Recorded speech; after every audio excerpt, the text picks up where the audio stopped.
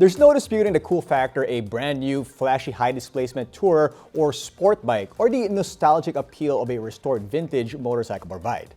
Visit one of the many gas stations throughout SLEX or NLEX during the weekends, and you're guaranteed to see a wide selection of big bikes. Conversely, small bikes have their perks too.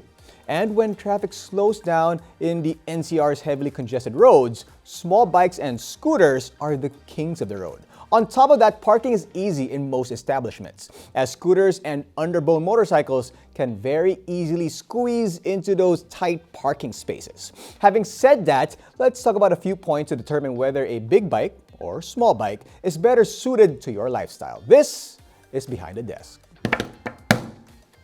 The clear advantage of big bikes is that they are allowed to ride on expressways, although that's really only applicable here in the Philippines.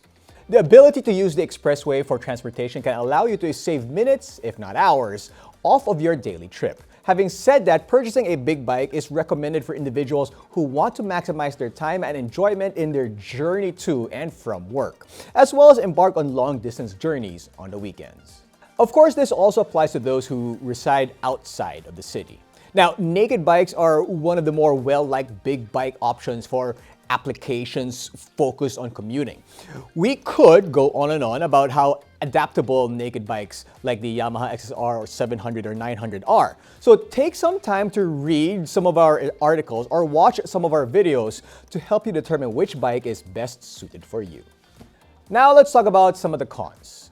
Big bikes are, as well their name indicates, big and heavy, at least in comparison to scooters and underbones, especially adventure bikes like the BMW GS and the Ducati Multistrada, particularly for those who are new to the world of two wheels. This extra weight and power may not be optimal for all sorts of commuting. In fact, a 5-kilometer commute to work does not require more than 100 horsepower between your legs. Similarly, controlling a big bike, even one that is lighter in weight, in dense traffic is much more difficult than it would be for, say, a Vespa, or maybe a Sniper, or maybe an XRM 125. The price of upkeep and repairs is another factor to take into consideration. Multiple big bikes, particularly the high-end models made by the Big Four of Japanese manufacturers, not to mention the European bikes, have a tendency to cost more to maintain and repair than compact family automobiles. Yes, you heard that right. The difference in gas mileage is also astronomical, with 1000cc and larger bikes like the Harley-Davidson Sportster and the Ducati Street Fighter V4 achieving kilometer per liter ratios that are sometimes even worse than those of small cars and hatchbacks. Let's go to some of the pros of owning small bikes. In developing countries like the Philippines, where two-wheel mobility is critical for people to get around and have their necessities delivered to them, scooters and underbones are without question the champions of swift and easy transportation. As a result, they are provided at prices that appeal to both the wealthy and the thrifty. Between 70,000 and 85,000 Philippine pesos may be spent on a good budget scooter such as the Honda Beat 110 and Yamaha Mio family of scooters.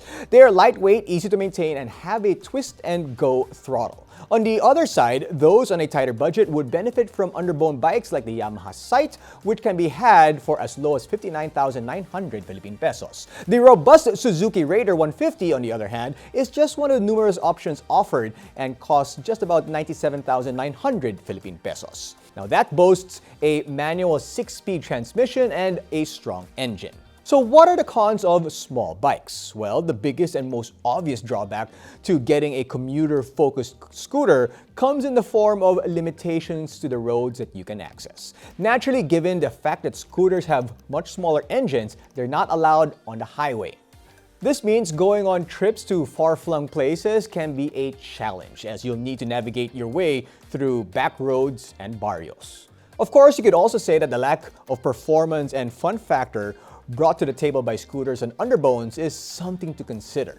Small bikes produce a fraction of the horsepower of their high-cc counterparts, but they make up for it in low maintenance costs and frugal fuel consumption.